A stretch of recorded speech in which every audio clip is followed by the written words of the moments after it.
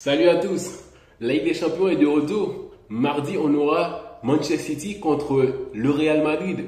Déjà, je vois un avantage pour le Real parce qu'ils ont eu plus de repos et Manchester City n'est pas si en forme que ça, surtout en défense. Donc, on va parler un peu de cette rencontre qui aura ce mercredi. N'oubliez pas de vous abonner et partager cette vidéo. Laissez un petit like, ok. Donc, Real Madrid qui est au repos depuis ce match contre l'Athletic Club. Real qui a confirmé la Liga qu'ils seront sacrés champions. Et là maintenant, ils sont focalisés sur la Ligue des Champions. N'oublions pas que le Real ne jouera pas la Coupe du Roi. Donc, tout ça, c'est fini. Donc, l'objectif aujourd'hui, c'est la Ligue des Champions, que la Ligue des Champions.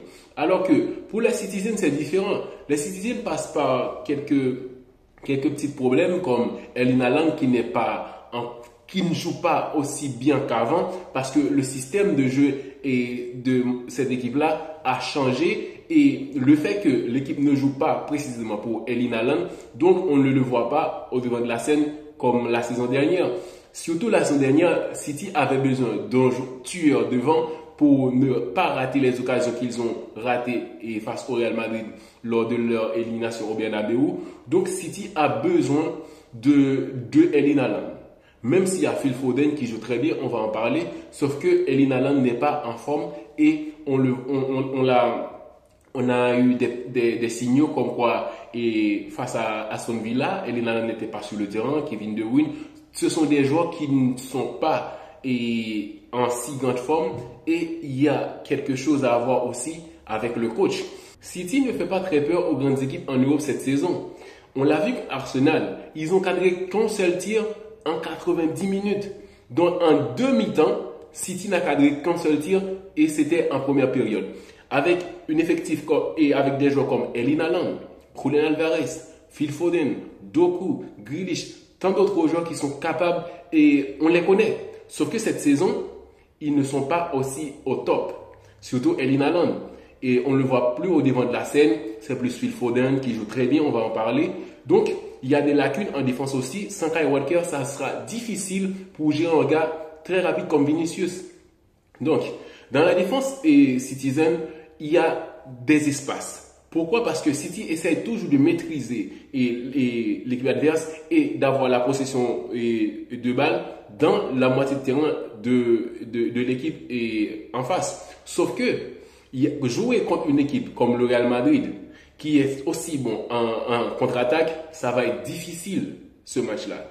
Et une équipe qui a tout ce temps pour se reposer, de préparer ce match, donc ça sera chaud pour les Citizens. Parce que le Real a déjà conclu la Liga. Le Real, c'est fini la Liga. Ce match où Rodrigo a marqué son doublé face à l'Athletic Club, c'était pour confirmer la Liga. Donc, il n'y a plus d'enjeu, même s'ils vont jouer Barça au retour. Sauf que là, le Real a plus d'une dizaine de jours de repos. Donc, des jours pour préparer ce match avec plus de tranquillité. Alors, du côté des Citizens, ils ne font qu'enchaîner des matchs. Ils ont joué contre Arsenal, contre Aston Villa. Ils vont jouer contre d'autres équipes, Crystal Palace, avant de jouer le Real Madrid, alors que le Real est au repos. Donc, sans Kyle Walker, avec un Vinicius aussi bon, qui va aussi vite, comment ça va se faire? Parce que jouer dans le camp de l'équipe adverse, c'est bien. Mais quand les comptes vont partir, un joueur aussi rapide, non, des joueurs aussi qui vont aussi vite. Donc, tu vas courir plus de 50, 70 mètres avant d'attraper ce joueur. Sans Kyle Walker, comment ça va se faire? Donc, je vois un Vinicius qui va être vraiment décisif dans ce match-là. Et avec sa forme aussi, on voit que c'est un joueur qui sait ce qu'il fait, même s'il y a j'espère qu'il n'y aura pas des cris de singe pour l'ennuyer ou des commentaires négatifs venant des supporters des Citizens. Sinon, je veux voir un match tranquille où c'est dans le jeu que l'adversaire va battre l'équipe, mais pas avec des mots racistes et tout ça. Donc, Vinicius va très vite et Rodrigo, un joueur tactiquement, waouh, rien à dire. Et Bellingham, lui aussi, il y aura son petit grain de sel pour donner du goût dans le jeu du Real Madrid parce que lui, ces derniers temps, il n'a pas marqué des buts, mais dans le jeu, on le voit participer et sa participation aide grandement l'équipe. Et City a Phil Foden. Phil Foden qui est Waouh, franchement.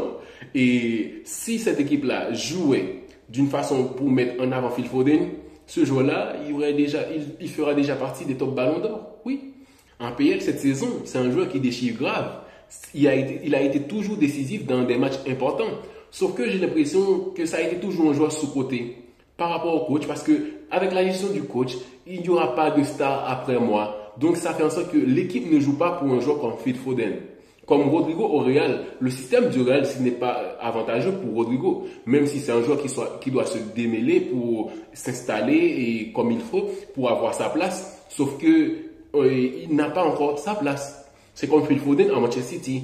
Peut-être que cette saison va prouver quelque chose que lui, aujourd'hui, il peut être un meneur, il peut être un leader et il est en train de le prouver. Sauf que est-ce que ça va être validé par le coach? Parce que Guardiola ne permet pas à certains joueurs d'être ce qu'il doit être. Genre, le système ne joue pas pour Haaland. Et même si Haaland, la saison dernière, a été très bon, et il a été décisif grâce à De Bruyne aussi, qui a une connexion entre ces deux joueurs-là. Cette saison, ces deux joueurs-là, ils ont été sur le banc pas mal de temps et ils ne sont pas aussi au top comme on l'attendait. Mais au Real, on a des joueurs qui sont en pleine évolution, des Brahim Diaz qui a envie de jouer. Je m'y attendais pas à ce que Brahim Diaz fasse une très grande saison. Et aussi Joselu qui marque des buts et tout ça. Donc le Real a des joueurs motivés et qui ont le temps aujourd'hui de se préparer pour aller prendre leur revanche contre Manchester City. Alors que de l'autre côté, il y a des conflits entre De Bruyne et le coach, ça se voit clairement. Et le fait de le retirer dans certains matchs, comme face à Aston Villa, il était sur le banc et Haaland aussi. Peut-être que Guardiola essaye de préparer le mieux qu'il peut le match contre Real Madrid, sauf que ce match-ci contre Aston Villa, c'était un match à gagner. Ils ont gagné ce match, mais n'oublions pas qu'il y a toujours des problèmes en défense. Le but de Aston Villa contre-attaque et il n'y avait pas des défenseurs qui vont aussi vite et qui pouvaient arrêter les joueurs d'Aston Villa parce que les joueurs citizens étaient presque tous dans le moitié de terrain de l'équipe adverse.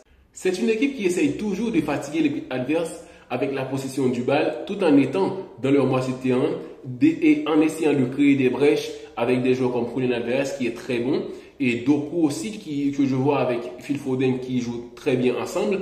Sauf que face au Real Madrid, on ne sait pas s'il va avoir Phil Foden à gauche, Phil Foden à droite ou au milieu. Donc, c'est un match qui va être compliqué pour Manchester City.